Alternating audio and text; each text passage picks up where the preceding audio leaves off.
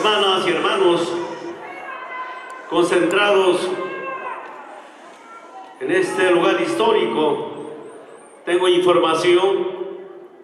Por acá pasaron muchos líderes que lucharon por la democracia, por sus pueblos. Felicidades a esos hermanos que lucharon por nuestros pueblos.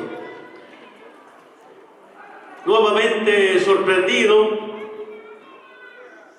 por miles de hermanos chilenos concentrados para expresar un profundo sentimiento desde ustedes hacia el pueblo boliviano, que es mal para Bolivia con soberanía. Muchas gracias, hermanas y hermanos. Sigo convencido que son nuestros pueblos organizados en los movimientos sociales para expresar estos mensajes de hermandad, de solidaridad, de complementariedad y orientado en especial para reparar los daños del pasado que no eran de los pueblos, sino el grupo que nos dominaron durante la República, durante los estados coloniales. Quiero aprovechar esta oportunidad, hermanas y hermanos, brevemente para informar cómo Bolivia en corto tiempo ha cambiado su situación económica, social y política. Del sector más humillado, más despreciado, del sector más vilipendiado, más odiado, que era el movimiento campesino indígena originaria, que era la mayoría de la población boliviana. Desde el año 1994-95, el movimiento originario ha empezado a impulsar un instrumento político de liberación, un movimiento político no solamente para el sector vilipendiado, sino para todos los bolivianos y las bolivianas.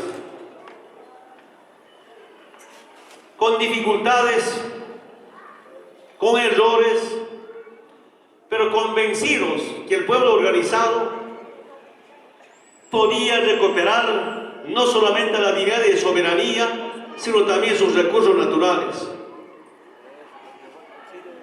Antes de que llegara a la presidencia, 20 años de gobiernos neoliberales que saquearon nuestros recursos naturales, de gobiernos neoliberales que entregaron el patrimonio a las transnacionales.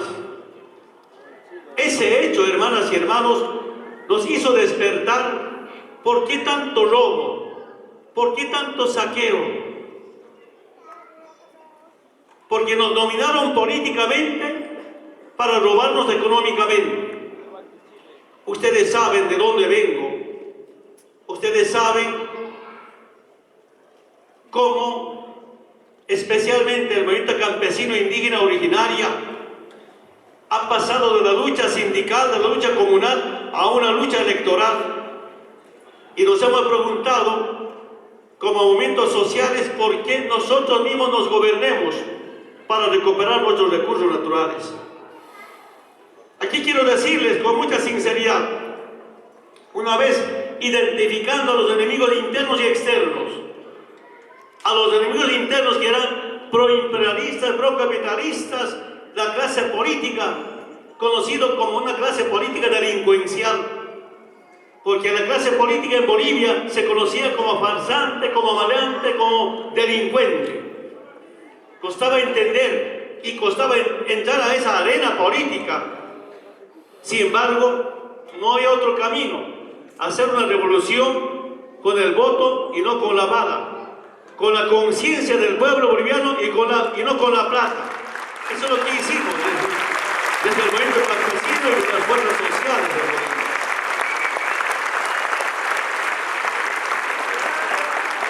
Había un robo a nuestros recursos naturales mediante un modelo neoliberal. Había un Estado colonial que no permitía la participación de las fuerzas sociales. Y había una dominación imperial desde afuera, desde arriba para imponer políticas económicas, políticas sociales.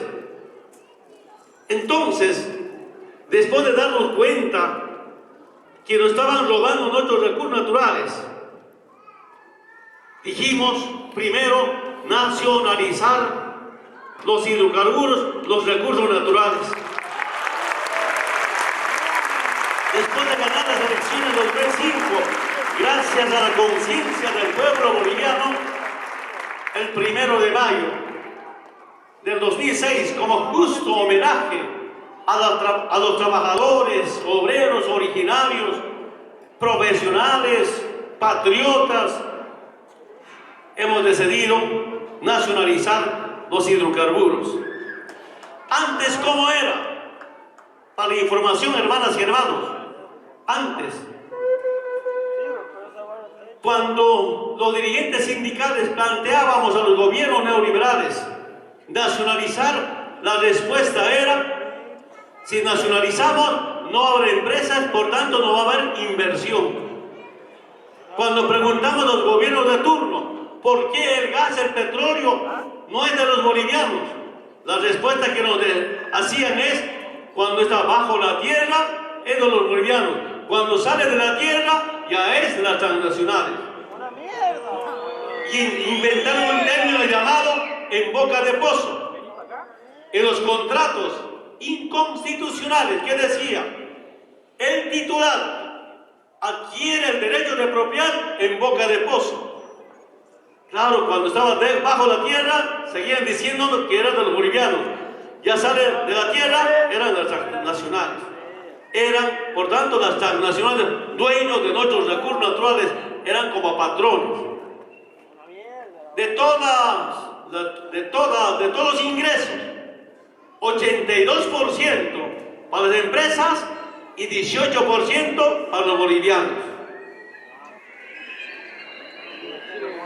Después de mucho debate, somos responsables con las empresas. Si tienes inversión, por supuesto tienes derecho a recuperar su inversión. Sabe nuestro hermano vicepresidente, saben los ministros de antes, el debate era ahora.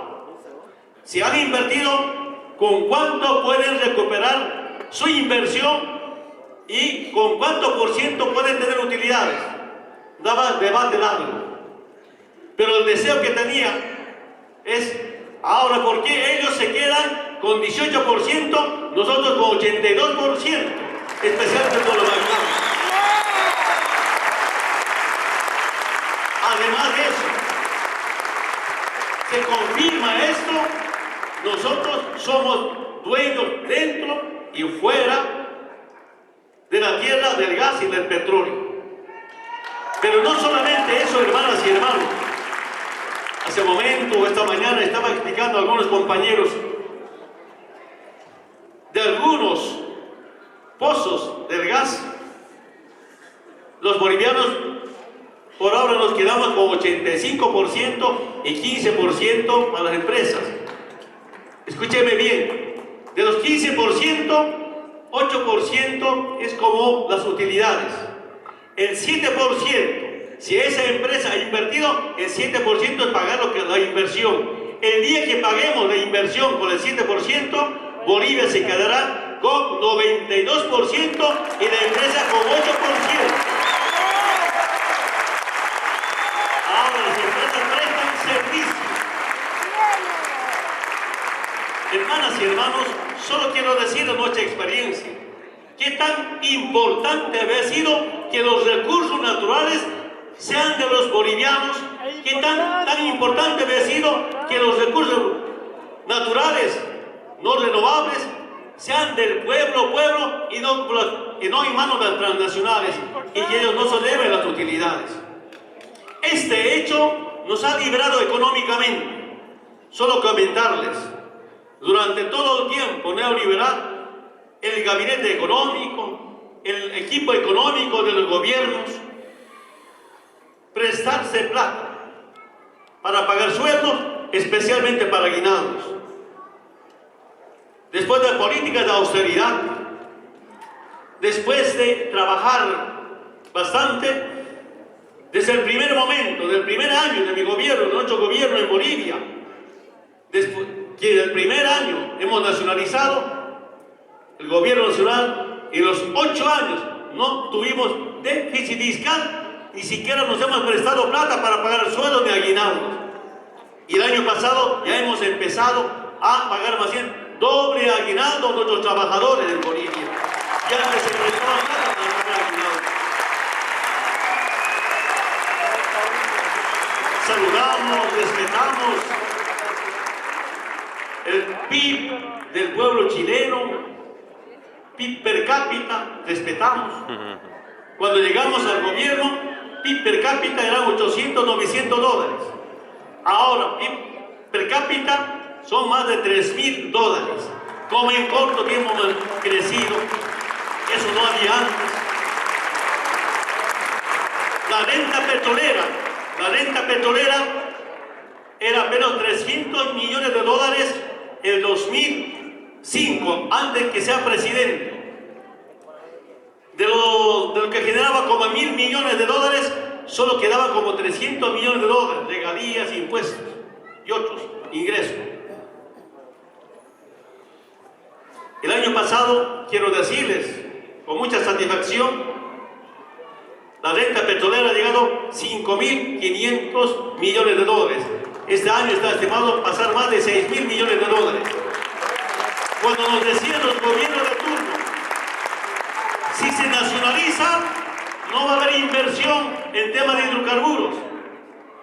En 2005 la inversión estaba programada como 200 millones de dólares. El año pasado como 2.000 millones de dólares.